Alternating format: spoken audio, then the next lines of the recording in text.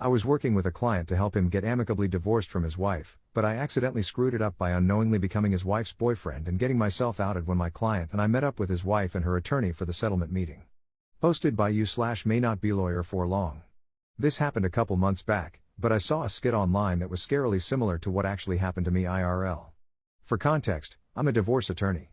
Been practicing for about 8 years now, mostly family law stuff. Generally pretty routine work, people want to untangle their lives, I help them do it legally, everyone moves on. Let's flash back to last March. I took on what seemed like a straightforward dissolution case.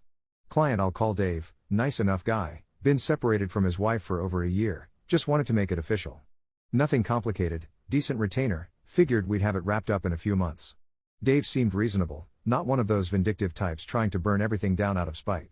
Around the same time, I'd been seeing this woman Sarah for a couple months. Met her at a coffee shop near my office, really hit it off. She mentioned going through a divorce but I didn't pry, not exactly first date conversation, you know? She had a different last name from what was in my client files, so when I ran my conflict checks, nothing flagged. Everything was going great with Sarah. Really great, actually. We were taking things slow but it was heading in a good direction. Until we scheduled the first four-way settlement meeting.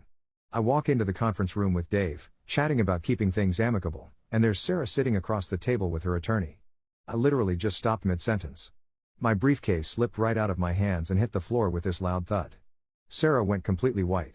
Dave looked back and forth between us for what felt like an eternity, and I could see the exact moment it clicked for him. "Are you effing serious right now?" he says. Not shouting, but definitely not pleased. Sarah started tearing up. Her lawyer looked like he wanted to crawl under the table. I'm standing there feeling like the biggest moron in legal history. Had to immediately excuse myself with Dave. Guy was understandably pissed. Started grilling me, how long had this been going on, did I know who she was this some kind of setup to screw him over? I'm trying to explain that I'd been dating his wife for a couple months without having any clue who she was. He didn't buy it at first. What kind of lawyer doesn't ask basic questions? He keeps saying. Had to pull out my intake notes to prove the name thing, show him how the conflict check works, basically convince an angry client that I'm incompetent rather than malicious. Took about 20 minutes before he finally believed it was just spectacularly bad luck. Even then he's shaking his head, muttering about how effed up this whole situation is. I explained I'd have to withdraw from his case and help him find new counsel. There's no getting around it, I've got a personal relationship with the opposing party, which makes it impossible for me to represent him properly. By the end, he'd calmed down enough to say, "This is the weirdest goddamn thing that's ever happened to me." Still wasn't happy about starting over with a new lawyer, but he understood why it had to happen. The paperwork was a nightmare. Had to file a motion to withdraw since we were already in litigation, transfer all his files, deal with refunding unused fees. Sarah and I didn't speak for 2 weeks after that meeting. We were both mortified. Her attorney spent forever trying to convince himself this wasn't some elaborate scheme. Even though nobody intended for this to happen, it was still my screw-up. Should have had better procedures to catch conflicts like this. Doesn't matter that it was an accident, you mess up the conflict check, you deal with the consequences. Dave texted me a few weeks later, but it wasn't friendly. More like hope you realize this completely effed up my timeline. Can't say I blame him. And just to add insult to injury, my malpractice insurance premium went up when I had to report the conflict. Top/relevant comments. Commenter.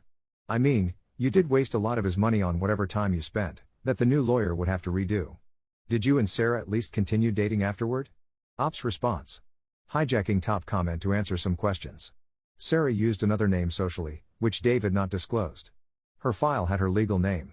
Our check didn't catch it, and I didn't connect the dots. Her and I's relationship was less emotionally involved, to keep it brief. I've been overworked and dealing with more than a full caseload. Yes, I could have done better at preventing this from happening. This was a major screw-up. On her end, I don't think she knew, based on her reaction, as well as her being a workaholic too. Pretty much all communication had been directly between me and her counsel.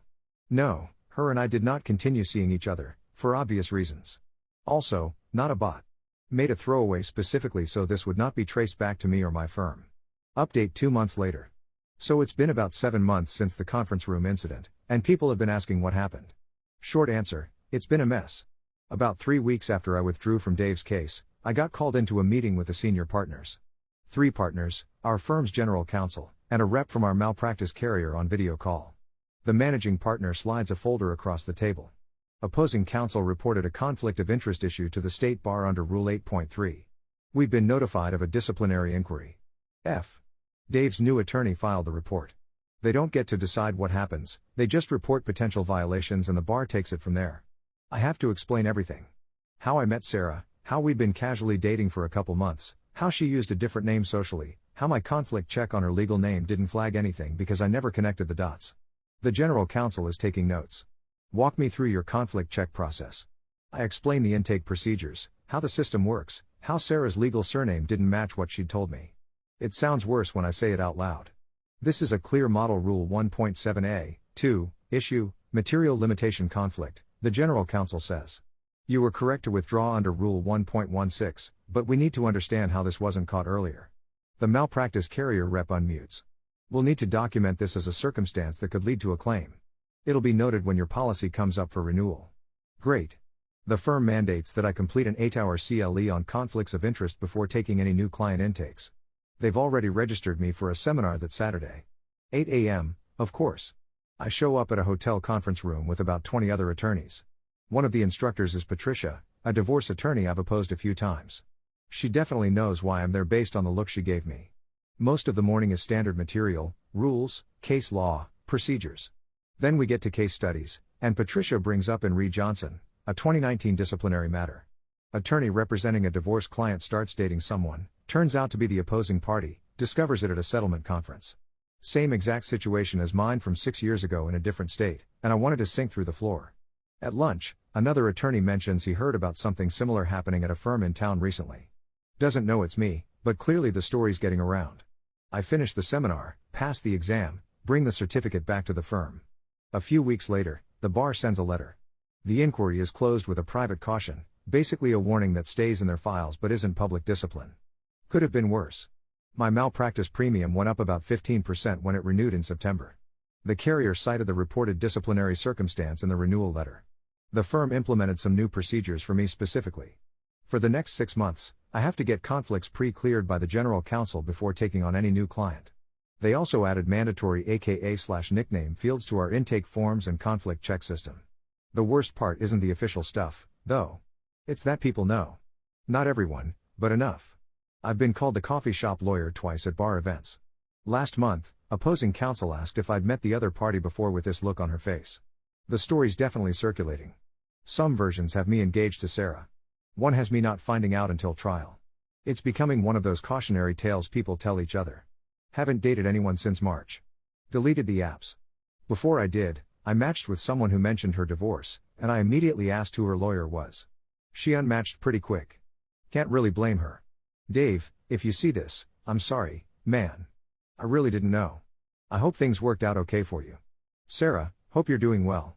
Everyone else, just ask the basic questions. Run proper conflict checks. Verify AKAs. It's not worth it. Top/relevant comments. Commenter. Man, I don't know how long you've been an attorney, but discipline cases get so much worse than this. Stop beating yourself up. First, it was not intentional or through some incredibly basic neglect. Basic conflict checks were done and just didn't ring an alarm bell. Second, you immediately did the right things once you realized. Third, you've paid your price, man. You've done your stupid all-day CLE, all these new procedures, paid the new premiums, taken the small and temporary reputation hit, man, you've been penalized. Stop adding more time onto your sentence. There was a local attorney who was openly dating clients, in lieu of payment, multiple times, and it still took 2 years before he was finally suspended. You got zinged with a rare circumstance that let you fine-tune your conflict checks and learn a valuable lesson. You're not a fly-by-night garbage attorney. I have more experience as prosecution, but I've done enough defense work in my private practice years to give you the advice I've given self-flagellating clients. Guilt and shame are constructive, to a point. Once you've already made amends and done your time, you're benefiting nobody by beating yourself up more. Commenter 2. If you can't be a good example, be a warning.